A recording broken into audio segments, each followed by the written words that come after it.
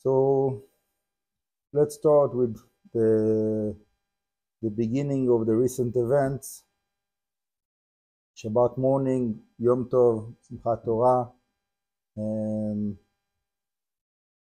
beginning of the prayer, and we hear a few explosions, and the sirens that are starting, and people are starting to speak. And after a little while, we understand that there was a very serious terror attack. We don't know exactly what is the details there, but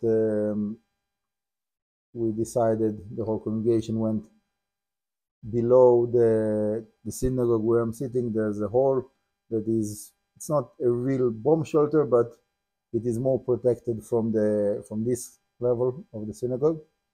So we went down there and we did the prayer much smaller, without the akafot, without dancing with the Torah, like usually should be done in Simchat Torah. People were obviously very nervous, wanted to go home to their families to see what is going on with their wives and so on. There was some ladies here, but not so many. And more as the time goes by, we hear more news. There's some people that they are on. They have a situation that they have to be in alert because of the security and so on. So they have their phones and so on, and they get the messages. And we hear more details about how severe is this attack, much more than anything else that we experienced for, as far as I know, all of those years of the Israeli and Arab conflict. I don't think that there was anything like that, not even close. And that was a couple of days ago. Yesterday, I get like through the day more messages about the situation, what happened, people that are asking for help, and there's families from the south that they had to leave their houses, families from the north, next to the border with Lebanon and Syria, that they needed to leave their houses. So there's many families of refugees. And if that's not enough, I also have a relative that is a soldier on the border with Lebanon, and he says that people are sending donations, but many times it's not the right donation what they need. So he said that they got too much food. They don't need so much food, but good professional helmets that will protect them, they don't have, or most of them don't have. So I asked him like if there's anything that you need. So he told me that about those helmets, that's something that can be significant for him and for many people around him, many soldiers that they don't have that. They have like very cheap helmets. I don't know why. I'm not going into the whole discussion of why, and I'm not looking for someone to blame or anything like that. That's not what I do generally in my life. I try to see what I can do. So I told him that I will try to see if I can raise donations for that. So there's those families, there's some needs of some soldiers, there's a settlement, my friend in the Shomron, that he said that they are surrounded with Arabs, villages, that they are not in very good relationship with them. And Baruch Hashem, so far there's nothing severe there. Bezrat Hashem, hopefully it won't be. But anyhow, they have a very, very low level of security system on the settlement, and there's many families there in the settlement that they don't really have a good security system. So they are looking to upgrade the level of the security system, and so on and so forth. There's all kinds of messages that I get from all kinds of different directions.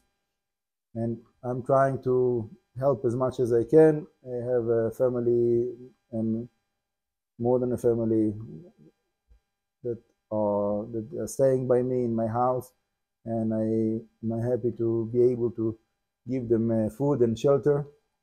But it's only one family and another person that needs my help.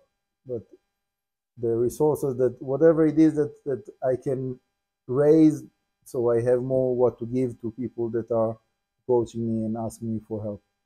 So whoever is able to send funds, every person according to the need, and there's no doubt that there's many places that are expecting and hoping to receive help, and as much as more, Baruch Hashem, it will be a blessing for all the people that are taking part of that.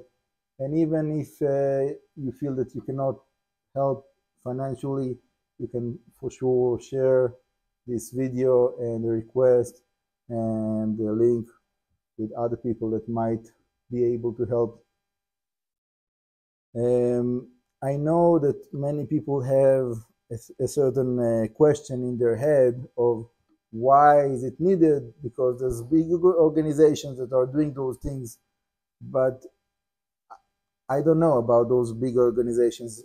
What is their calculation of where and when they do whatever it is that they do and help whoever they help? The fact is that those people that are approaching me, they didn't receive the help that they needed. So I understand that those big organizations, they don't reach all of those people that in that situation of need. And if Hashem brings it to me, so it must be that they have responsibility to try to help them as much as I can. So that's what I'm doing, and I hope that it will reach the right places. I want to add that I have an Israeli non-profit organization called Yeshivat HaMekUBALIM Nefesh HaChaim, that within the list of the goals of the organization, one of the goals is to help nizkakim, those that need, wherever it is, whatever is the situation. So it definitely go in line with this, what I'm trying to do, and I hope that whoever is able to help will connect with me, and for sure I can take names of people that wants me to pray for them, or to give it to Torah scholars that will pray for you in different places, holy locations like Kever David or Kever Rachel, other Kotel, and so on. There's many possibilities. So whoever is giving a donation, I can promise that I will do my best to pray for you, for your dear ones, for something else that you feel that you want to pray for and you can't for whatever reason. So please don't hesitate. Join me, and together, when we are united, when we are helping each other in each one according to his ability, this is the way that we can go through this difficult time and shine the light of Mashiach, Bezrat Hashem, that will come and help us to finish the work over here very soon. Amen. Keni Ratzon.